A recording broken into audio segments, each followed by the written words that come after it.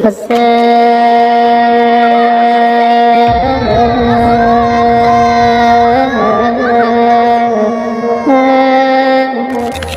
کربلا میں رسول اللہ صلی اللہ علیہ وسلم کے نماز سے ان کے آل و اولاد کو کیسے مظلومانہ شہید کیا گیا، اس بات سے تو ہم سبھی لوگ واقف ہیں، کیونکہ ہم بچپن سے ہی حالات و واقعات سن کر بڑے ہوئے۔ مگر افسوس کہ آج بھی ہم میں سے زیادہ تر لوگوں کو اس حقیقت کا اندازہ ہی نہیں ہے کہ واقعہ کربلا دراصل کیا تھا اور یہ ہوا ہی کیوں تھا، اس کے پیچھے ایسے کیا وجوہات تھی کہ نبی کریم صلی اللہ علیہ وسلم کی سالوں کی محنت کو صرف 50 سال بعد ہی اس مقام پر پہنچا دیا گیا کہ صحابہ کرام اور ان کی اولادیں موجود ہیں، مگر امام حسین رضی اللہ تعالیٰ عنہ ان کے خاندان کو یعنی نبی کریم صلی اللہ علیہ وسلم کے اہل بیت کو اس طرح سے بے دردی سے مظلومانہ طور پر شہید کیا جائے، اور ان کو شہید کرنے والی یہ جماعت خود کو مسلمان بھی کہتی ہے اور نبی پاک صلی اللہ علیہ وسلم کا آخری خطبہ بھی سن چکی ہے، جس کے اندر آپ صلی اللہ علیہ وسلم نے فرمایا تھا کہ اے لوگو، میں اپنے بعد تم میں ہدایت کے لیے اللہ کی کتاب اور اپنی سنت چھوڑے جا رہا ہوں،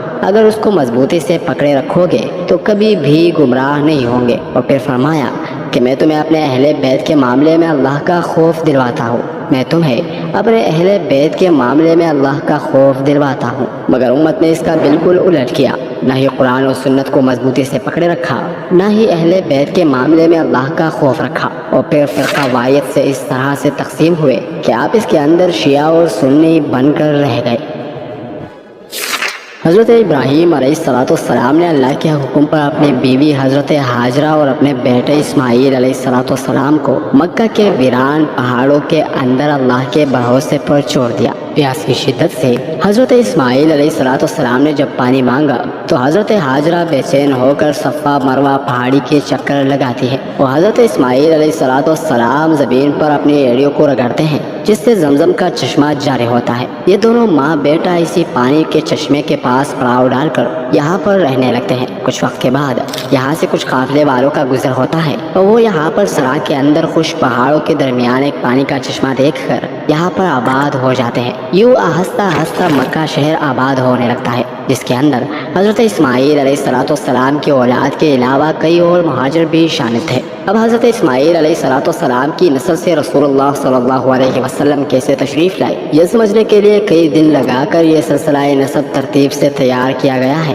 تاکہ آپ کو بہتر طور پر سمجھا سکوں۔ آپ صلی اللہ علیہ وسلم کا تعلق تھا قریش قبیلے سے، اور آپ کے خاندان کا نام تھا بنو ہاشم۔ قریش 10 بڑے قبیلوں پر مشتمل ایک طاقتور قبیلہ تھا، اور ہر قبیلے کے سردار آپس کے اندر باہمی مشورے سے ہر طرح کے بڑے فیصلوں کو کیا کرتے ہیں۔ ان 10 قبیلوں کے اندر 2 قبیلے بہت ہی اہم اور طاقتور تھے، ایک کا نام تھا بنو امیہ اور ایک بنو ہاشم۔ ان دونوں قبیلوں کو الگ الگ ذمہ داریاں دی گئی تھی۔ بنو ہاشم کی فوج کی کمان بنو مخزوم قبیلے کے پاس تھی، جو کہ بنو امیہ کے ایک شاخ تھی، جبکہ خانہ کعبہ کا متولی بنو ہاشم کو بنایا گیا تھا، یعنی دنیاوی طور پر طاقت کے لحاظ سے بنو امیہ، جبکہ مذہبی لحاظ سے بنو ہاشم کا رتبہ عربوں میں بہت طاقتور تھا۔ لیکن یہ دونوں ہی قبیلے حضرت اسماعیل علیہ السلام کی نسل سے تھے، کیونکہ ان دونوں کا تعلق 5ویں نسل سے جا کر عبد مناف پر جا کر ملتا ہے۔ محمد بن عبداللہ بن عبد المطلب بن ہاشم بن عبد مناف۔ عبد مناف کے بہت سے بیٹے تھے،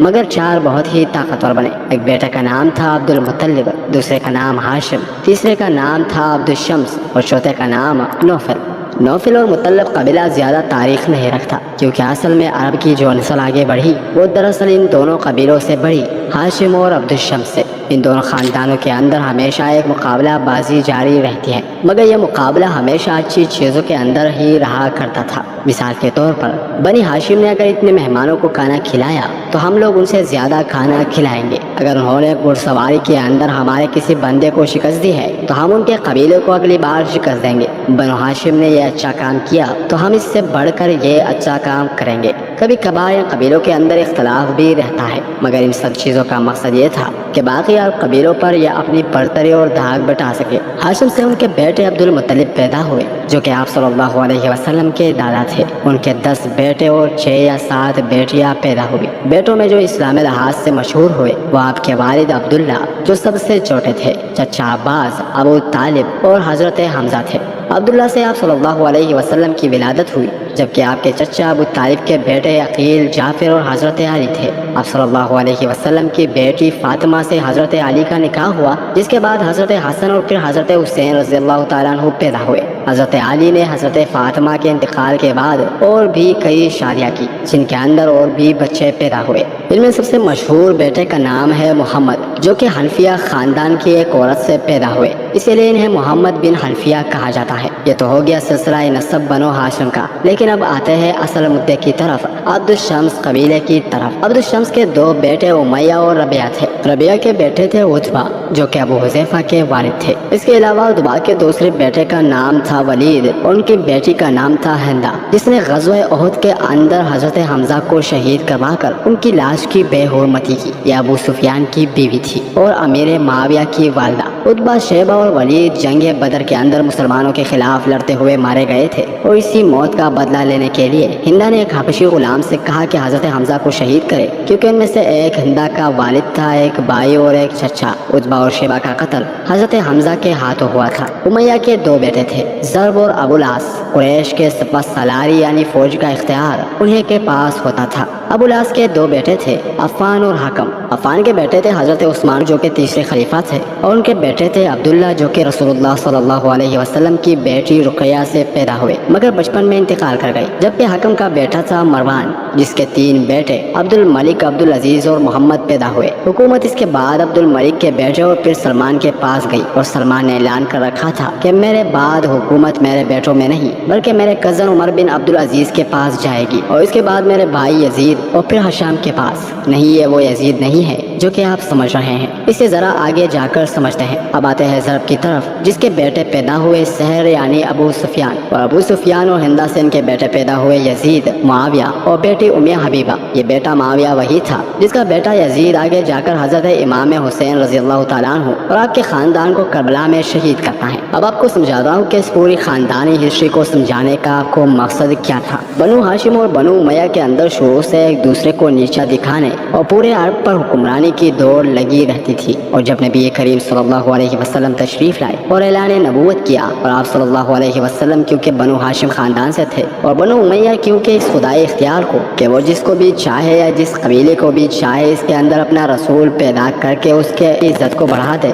بنو امیہ سوائے حسد اور بغض کے کچھ بھی نہ کر سکے، اور یہی بغض ان کے آل اولاد کے اندر آگے منتقل ہوتا رہا، جو کہ آخرکار واقعہ کربلا تک جا پہنچا، اور آخر میں خلافت کے نظام کو بنو امیہ نے تباہ کر کے اسے بادشاہ کے نظام کے اندر بدل کر اپنی حسد کی آگ کو ٹھنڈا کیا۔ جتنے بھی لوگ گزرے ہیں انہوں نے صرف رسول اللہ صلی اللہ علیہ وسلم کے خاندان اور ان کے اہل بیت سے اس کا بدلہ اسلام کے تعلیمات کو تباہ کر کے لیا۔ فتح مکہ تک رسول اللہ صلی اللہ علیہ وسلم کے ساتھ جتنے بھی لوگ تھے وہ سارے کے سارے تقریباً بنو ہاشم سے تھے یا پھر مدینہ کے انصار۔ فتح مکہ تک جتنی بھی آپ صلی اللہ علیہ وسلم کی جنگیں ہوئی وہ بنو امیہ خاندان سے تھی، جو کہ مکہ میں آباد تھے۔ یہ لوگ فتح مکہ پر معافیا مانگ کر مسلمان ہوئے تھے، جنہیں تنخواہ کہتے ہیں، اور ظاہر ہے کہ نہ تو ان کی رسول صلی اللہ علیہ وسلم کی صحبت میں تربیت ہوئی تھی اور نہ یہ دین کو زیادہ سمجھتے تھے، بلکہ دین کو ایک طاقت اور حکومت حاصل کرنے کا ذریعہ سمجھتے تھے، اور انہیں لگتا تھا کہ اگر وہ رسول صلی اللہ علیہ وسلم کو اللہ کا پیغمبر اور رسول مان لے